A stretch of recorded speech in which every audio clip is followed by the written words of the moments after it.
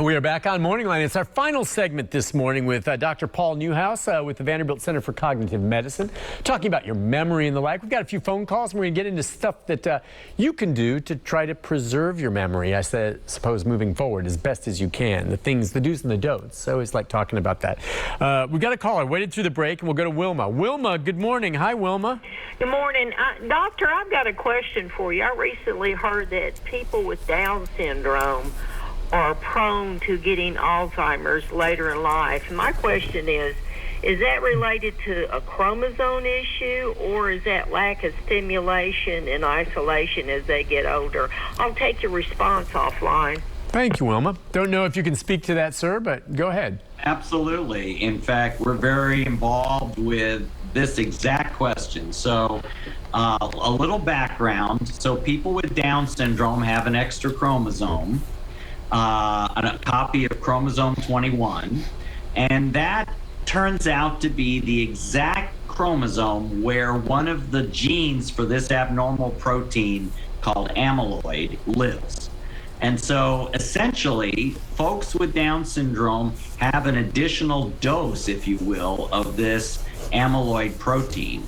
And so it builds up much more quickly in the brains of folks with Down syndrome than it does in the rest of us. And so we have been recognizing this now for many years. And we know that as our friends with Down syndrome live much longer lives now than they used to because of better medical care, that they are at increased risk of developing Alzheimer's disease and dementia. And so we are actually involved in an international effort here at Vanderbilt to identify folks and develop new treatments for patients with Down syndrome to help prevent Alzheimer's disease. Interesting. So that really hit on, the first part of it about the idea of a chromosome in your question. The second part of it goes to the larger picture I thought we'd talk about in the final segment here, trying to preserve your memory and do what you can for your brain. And she talked about wondering if maybe later in life, if you become more sedentary and you're not as active and there's not as much stimulus that your brain. Now, I'm a firm believer that the brain, just like a muscle, if you don't use it, you're going to lose it. Okay? It may just sit there, but I mean, if I had a grandmother after the kids went away and she got older and she refused to move to assisted living. She wanted to stay where she was, and that's fine. And her days finally deteriorated to the point where it was go to the grocery store, come home, sit in front of the TV. And her brain rotted. Okay? It literally did. She didn't use it. I had another grandmother who was constantly active, doing crossword puzzles. And I know there's a genetic component there as well, but I have absolutely no doubt in my mind the person who continued to try to use and stimulate and activate and challenge her brain extended her memory more than the grandmother, who I love dearly, that just sat around watching TV all day. What do you think? Oh, I think you're onto something there, Nick. One of the things we know is that constant stimulation is very valuable. Just like you said, the brain is a muscle. If we don't use it, it will become less active over time. We ask ourselves to solve problems on a daily basis when we're in our working years, and we should continue to do some of that as we get older. So trying to learn new things is a great idea for helping preserve your memory. A study many years ago showed that if you tried to learn a digital camera and how to take photographs, you did better than if you didn't. Yeah. So learning new skills is a very valuable thing. I love it. And you're right. The digital camera thing, that's a challenge for me. But if you sit down, you're going through that whole book, and it makes the brain, it works it. All right, other things. Look, I'm not gonna lie, I appreciate a cocktail once in a while, okay? I don't drink as much as I once did when I was in college and a younger man. I dare say I probably drank more than I should have. I still drink today. I don't drink to excess, I'm responsible with it. Talk about drinking, alcohol consumption and the effect of it on its brain, and whether I should just quit it cold turkey or if it's okay to still have 2 or 3 cocktails a week. Alcohol use in moderation does not seem to be a huge risk factor for Alzheimer's disease. Now, what is moderation? Moderation, we think, is 1 or fewer drinks per day. So moderate use, we think, is okay. Okay, and what about other foods? We were talking earlier, you and I both sat down with our morning cup of coffee. Has caffeine in it. I don't smoke, and I know we've already talked about it. Smoking's bad for you. It's bad for your whole body and your brain.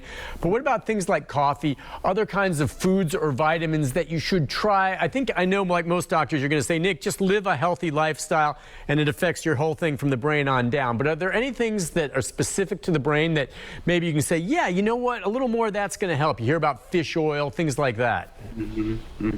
Yeah, we don't know of currently of any specific foods that are beneficial. We do have good evidence that a Mediterranean style diet does seem to be beneficial. That means less red meat, more fish, more vegetables, more fruits.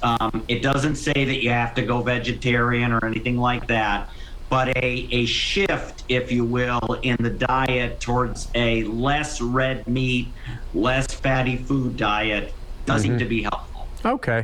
And looking to the future, Alzheimer's is such a cruel disease, and it's in my opinion, in some ways, harder on the loved ones of the patient than the patient themselves, because eventually they don't know what's going on, but the loved ones, it's cruel, it's awful.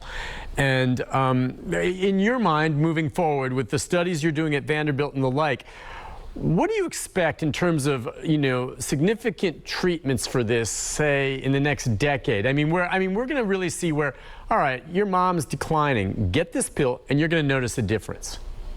Right.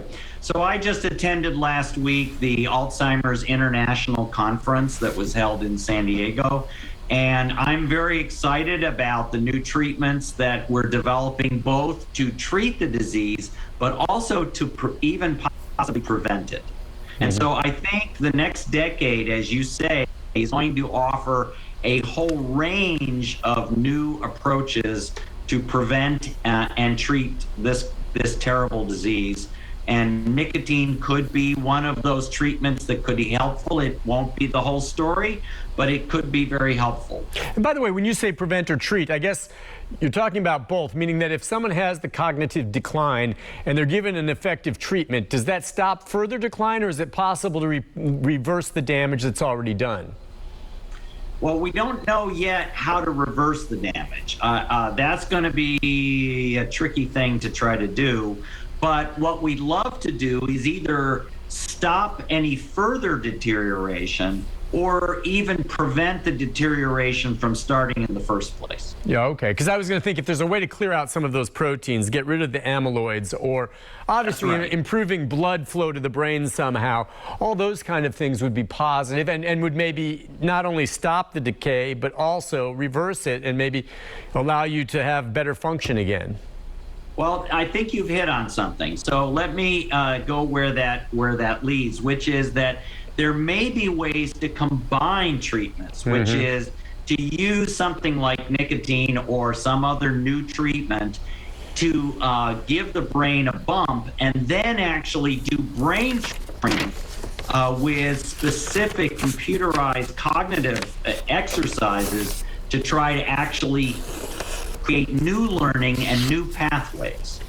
As we just wrap things up, final minute or so here, it is true, isn't it, Doctor, still, as much as we've learned of all the, organs, if you will, in our body, everything we know about our body, the brain is still the most mysterious. You always hear, what % of our brain capacity do we really utilize? Do we even know that? We don't.